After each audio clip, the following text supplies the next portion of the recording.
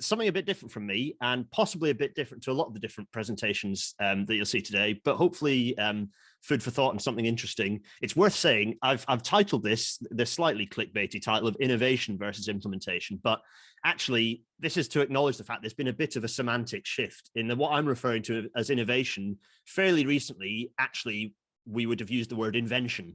But there's been a bit of a hijacking of the word innovation away from what I actually think is good and positive, which is incremental process innovation, change, the sorts of things that improve experience or efficiency or whatever. Innovation now seems to represent invention. And invention is something that we don't really need much of in transport, actually. And hopefully I'm going to explain that in the next 20 minutes, 25 minutes. So my presentation, innovation versus implementation. Firstly, thanks very much, Hayden. Thanks everyone for thanks TransitCon. Oh, I was supposed to start with saying hello TransitCon. I've missed my opportunity. Anyway, right.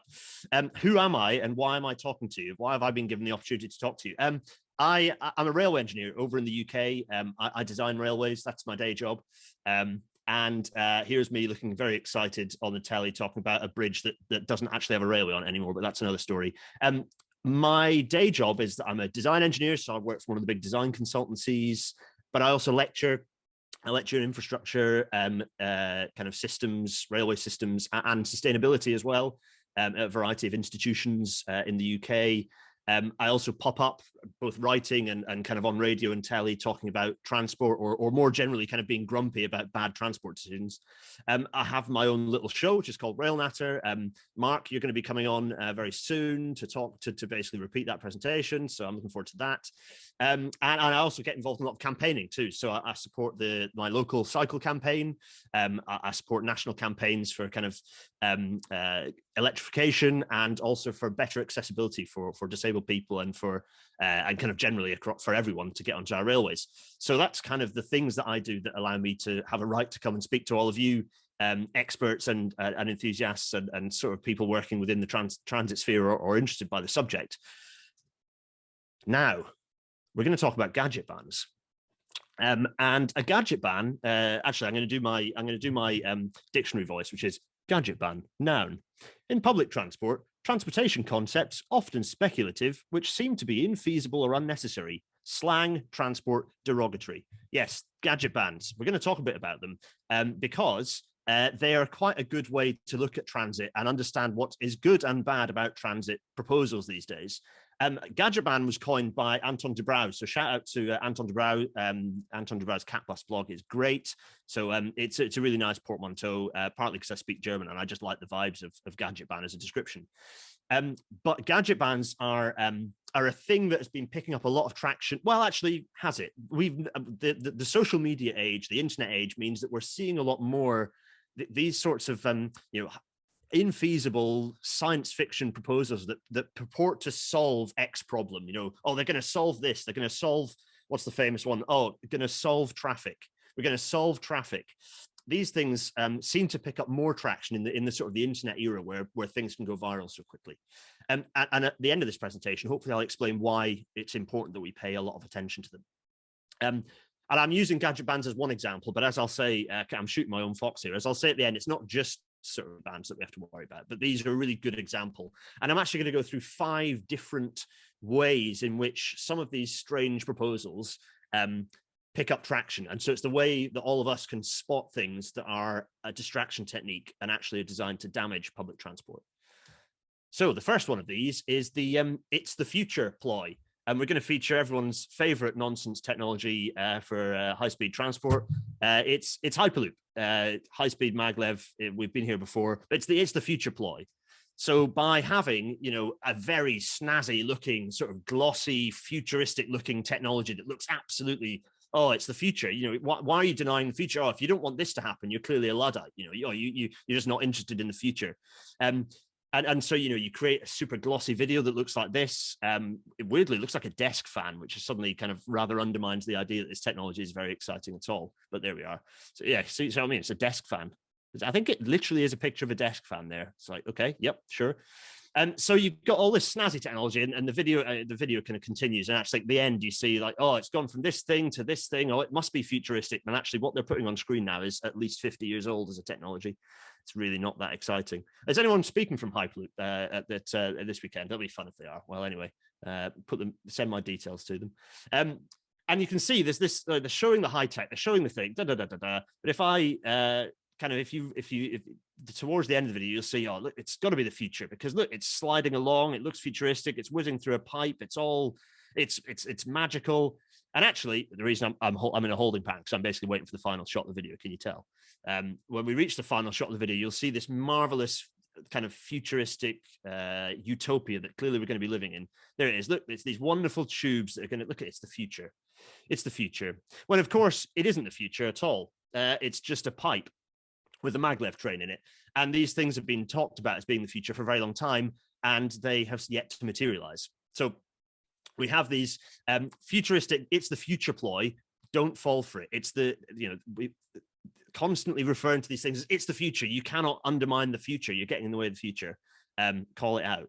So that's the first one. But actually that one is probably one of the least, it's one of the easiest to refute. It's like, well, lots of things were the future and haven't turned out to be the future, because mag is in fact decades and decades old. The next ploy is the bait and switch ploy.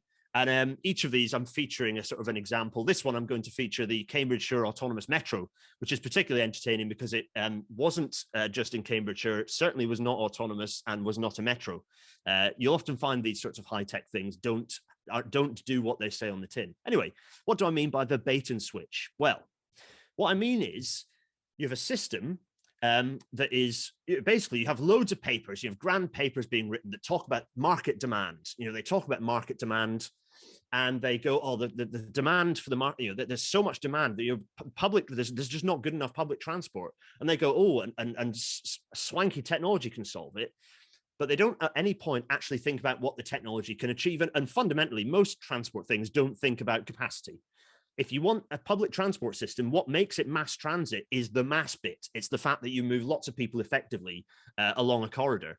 And so they often ignore this system capacity. And by what I mean, system capacity is not a complex concept. It's how many seats or how many people per hour you're moving in a given direction. Very straightforward.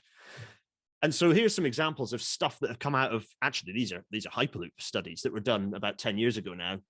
And they go into tremendous detail of all the opportunities that could be unlocked by better, faster public transport. It's like, well, yes, all this appraisal models, and they go to, that hundreds of pages dedicated to this analysis. It's like, yes, all of that is correct. And so the bait and switch is that these companies often will talk about how much value you could get from improved public transport. And then rather than going, so let's have public transport, they go, so let's have this shiny thing that moves, 200 or 300 people an hour as opposed to 20 or 30,000. That's the bait and switch. And when I talk about system capacity, this is the sort of thing I'm talking about. So on the left here in red, you have the system capacity of, in an absolute best case scenario, what Hyperloop might have, which would be, about as good as a decent bus service, except that there's no point in using these on bus routes because they wouldn't get up to speed over less than 10 kilometers. And on the right hand side, you have Thameslink in London, which is the UK's highest capacity railway system, which certainly heavy rail, which carries so on the left, Hyperloop with about 3,600 people per hour per direction, and on the right, Thameslink with 42,000 people per hour per direction. So it's 10 times as much capacity. This is an enormous leap in and I tell you what is not transformative, something that moves a tiny number of people but requires a huge amount of heavy infrastructure. And so if we jump to the Cambridgeshire Autonomous Metro, which was this urban metro system, I'm using rabbit ears for, this urban metro system. And you can see actually what I quite like about this is going through and showing the gentle conversion of it from being sort of the bus rapid transit. So you can see the little trams there. They're not too bad. Well, they're not trams. They're just sort of long buses. And then you can see they start getting shorter. They start looking more like just people carriers. And then they start looking like little poddy nonsense things that carry 2 or 3 people and are a complete waste of time and require a huge amount of fixed infrastructure to achieve very little. And you can see that slow conversion from, okay, this maybe could be just, okay, fair enough. It's just a bus. They've given it a stupid name, but it's a bus system. And then all of a sudden it becomes little autonomous pods that are never going to be autonomous and are a waste of time. And then obviously in this case, and indeed in a lot of cases for this sort of snazzy, sort of personality driven transport systems, the system, the politician got booted out and the system was cancelled. So not very good to hang your, don't hang your public transport needs on systems that are completely bespoke and entirely unproven, because the chances are they'll disappear, setting you right back to square one again. So number 3 on our odyssey of 5 different things to look out for is number 3 is the it's tech, not transit ploy. In this case, we're going to feature everyone's favorite non-mass transit system, the buried traffic tunnel, which is the Loop over in Las Vegas. Shout out to anyone watching from Las Vegas. I can only apologize. So the it's tech, not transit ploy. And what do I mean by this? So here's the famous video showing look, it's another sort of people carrier type situation thing. It's like, okay, fine. See all these things flying around at pace. Well, this, okay, ignore the fact that geology doesn't work like this, folks. But, you think, okay, well, I can maybe see how, you've got this people carrier and blah, blah, blah, fine. And then, yeah, it all of a sudden, it's turned into this thing, which is, oh, look, it's just a road tunnel with a queue in it. So this doesn't seem to have solved traffic, Elon. In fact, it just looks like traffic. It's just cars, folks. And how do we get to the point where we go from a thing that's being presented as mass transit to it just being cars? It's just cars. This is just cars. The reason, a major part of it, is that the people who are interrogating, here's the conversion, in fact, and this is very similar to the Cambridgeshire Autonomous Metro. This is a graphic from the Cambridgeshire Autonomous Metro reports. Weirdly, they put this in as apparently trying to suggest this was a positive thing, which is going from electrified mass transit and then converting it to just converting it to cars. Like, we've solved it. Like, no, you haven't solved it. What you've done is reduce its capacity and made it not very good. Now, how do they get away with this? Well, here's me just doing a quick Google search for different articles that if you just search Hyperloop article, who are the journalists who are interrogating this stuff? And this is pleasingly changing now. It's actually changing because Hyperloop's been around long enough that technology experts are getting less interested in it. But it's technology journalists, not transport journalists, who are interrogating this stuff. So it lands on the desk of a technology journalist who, frankly, isn't necessarily equipped to interrogate transport systems, to understand capacity and to understand resilience and redundancy and all the things that are actually quite important in technology and in transport that are perhaps don't operate. You can move fast and break things in a technology sphere. In transport, you cannot and should not do that because, well, frankly, people's lives are at stake. So that's one of the real challenges, is that it's tech, not transit. It's like, no, this stuff is transport and it should be interrogated as transport, not by kind of pure tech journalists. Right. Ploy number 4, the what if we're wrong ploy, which is featuring bionic duckweed, which is a slightly strange way to describe electrifying trains, but not using wires. So what if we're wrong? It's an age-old ploy, isn't it? So here is an extract. This is Hugh Merriman, who's currently the chair of the UK's Transport Select Committee. So one of the committees that interrogates transport proposals or legislation or projects as part of the UK government. And here is a bit of a cartoon of kind of a question. And to be fair, he was sort of playing devil's advocate in this situation, but it's the classic sort of claim here, bearing in mind that we have been, as I'm about to say, the UK has been crying out for a rolling program of electrification for decades and decades and decades. And so there's the question here, but isn't there too much focus on electrification? Do we put all work into electrification when new tech is just around the corner?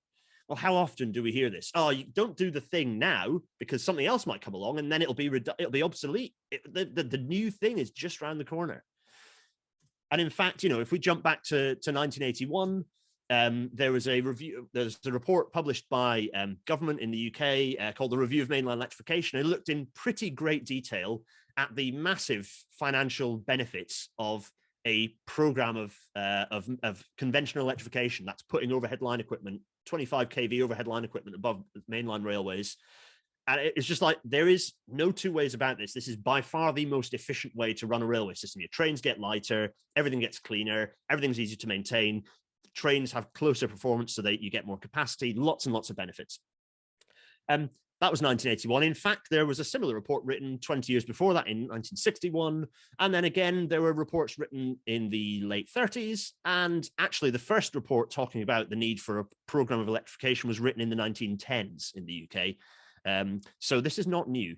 We'll jump forward to 2020. And oh, yes, that's right. Yet another report has been written, this time hundreds of pages, very detailed analysis showing actually, for the most part, it's conventional electrification. It's the most effective way. If you have fast trains, if you want frequent trains, or if you have freight trains, there is no alternative to other than if you want to get rid of diesel, the only alternative, the only viable alternative is conventional overhead electrification.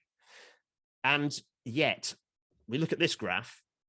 This is a graph for the UK. It'd be interesting to see what the US one looks like. I dare say worse, but it's pretty bad in the UK. This is since 1903. This is 120 years worth of electrification in terms of what we call single track kilometers. So a single track kilometer being electrified. And you can see down at the bottom end in green there, you've got sort of several bouts of electrification with third rail electrification. So direct current electrification. And then towards the end, you've got these big surges and then nothing of overhead electrification. So it's boom and bust, really not a good way to grow a supply chain and build a career for people to kind of do this stuff efficiently and kind of at scale. And so this is despite it being proven successively to be the right thing, government is constantly hesitating because it worries that, oh, if we invest all this money, we're going to have egg on our face if it turns out that it's not the future. When we've known that overhead electrification is the way to power trains for a very long time. Fundamentally, not having a massive power station being moved around as part of your train is more efficient than deciding you're going to carry around, a multi-megawatt generator as well as your passengers or cargo. And indeed, the analysis, and it will come out in pretty much the same way for other countries in terms of the percentages. There are 15,400 single track kilometers that are not electrified in Great Britain, not just the UK, sorry, because the Network Rail are in charge. They're the infrastructure manager for just the big island, not the Northern Ireland. 86% of those should be conventionally electrified. Right, the analysis has shown 86% are most efficient to be conventionally electrified. 9%, generally long rural lines, are actually hydrogen can work for those, and only 5% of those really work for battery. Actually, battery only works for very short stints. That's your breakdown. Clearly, the vast majority of lines in a country like the UK go for electrification. And given the kind of given the volume of freight that runs in the US. I have a sneaking suspicion that the numbers will be the same, despite the obviously much longer distances concerned in the US. If Kazakhstan and Russia and other countries think electrification is a good idea, then the US should too. And yet, this slide came into my Twitter feed, I think only a few days ago, which is Caltrans looking at what they're going to do with their in-city fleet, and they've decided to go with hydrogen. Somehow they've reckoned on hydrogen being the most effective way to electrify their fleet. How is this happening? Well, it's because of that fear. It's the belief that the short term, it's a quick solution. What if something else comes along in the future? It causes problems.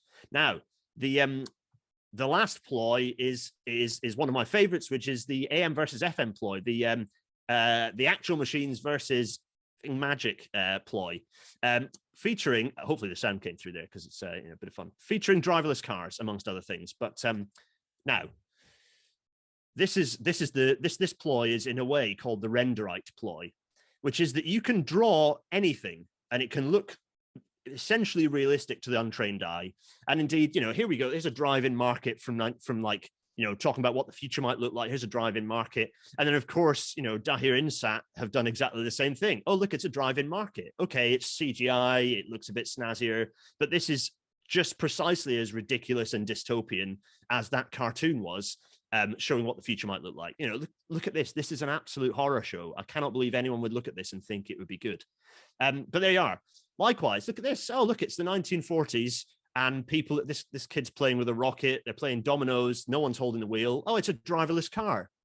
And just because we do snazzier graphics nowadays, it's the same thing. These are made up solutions that do not exist. And driverless cars, if you can't get driverless cars to work in massive wide grid pattern highways in the US, there ain't a chance they're going to work in more narrow, tight streets of some of the other kind of North American cities or in Europe. It's just not happening.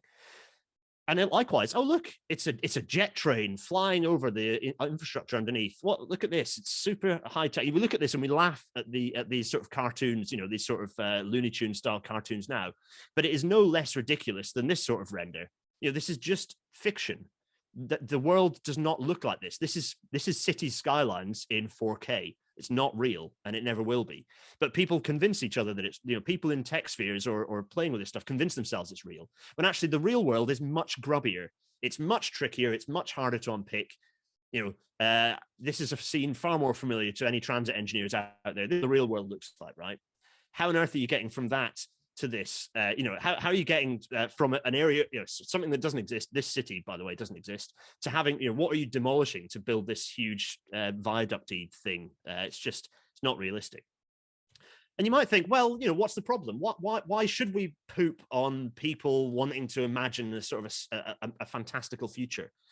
Well, the problem is, if you focus on delaying or distracting people from what the future might look like with snazzy looking renderite and all this magical stuff, actually what you do is you delay real solutions. And actually what ends up happening is that everyone has to deal with this.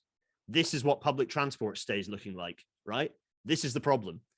It's the idea that actually, if we just hold on a little bit, don't just hold that investment back, we'll be able to do it cheaper in the future. Because ultimately, that's what all these magical solutions are saying. You don't need to invest money. No, because everything will be magically solved in the future.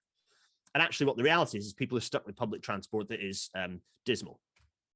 So my call to everyone is in fact to call out gadget bans wherever and whenever you see them. Call them out. Use evidence. There's plenty of evidence out there, but you've got these 5 ploys that I've gone through. These 5 ploys. It's the future, the bait and switch, it's tech not transit, what if we're wrong, and the AM versus FM ploys. All these ploys that you'll see, call them out. So yes, I having said that, I've already talked about the fact that this really, I'm talking about invention, not innovation. But unfortunately, the word innovation has been hijacked by people who love these snazzy technologies. Actually, innovation is great, but a lot of people refer to innovation. They actually mean it. They're referring really to invention. And it's not just the obvious stuff with like pods and AI, pods, which is just cars, and AI, which is just a euphemism for underpaid workers in the global south. Anyway, it's not just the obvious stuff, right? Here's an example that, again, has been popping up recently. What problem is this solving? These are weird, like a set of bogies underneath the car. It's another example of like, what is the point of this invention? What are they solving? This is a thing that will just not work. It will slow down the process of moving freight around. What problem is this solving other than just being a tool for mucking around? We've solved cargo. We've solved moving freight around. We've done it. You have a locomotive that is powered by electricity and it carries a load of wagons around. We've solved the technology part. The thing that makes public transport and that makes sustainable transport not work, it's not, the public transport's problems are political. They are not technological. So I'd always say, call it out, call out what problem is this wonderful solution, wonderful new invention solving. It's really important that we it's all very well hoping for science fantasy tomorrow, but as I kind of constantly point out, we've solved transport, just like we've solved electricity transmission and potable water. There was a solved problems technologically. We've solved it. Now it's time to implement it. Now it's time to build it. We've got the solutions. We should be implementing them today. So for me, to conclude, which I've managed to do in 25 minutes, which is remarkable given how many slides I had. That was a whistle-stop tour, wasn't it? For me, the important thing is that we need implementation. We need to be doing the things now. We have the solutions, not innovation, or rather not invention. But I think you'll forgive me for re-hijacking that word back from the people who seem to claim it all the time. And yes, you can contact me on Twitter or find me on YouTube if you want more of this stuff, or you want to shout at me.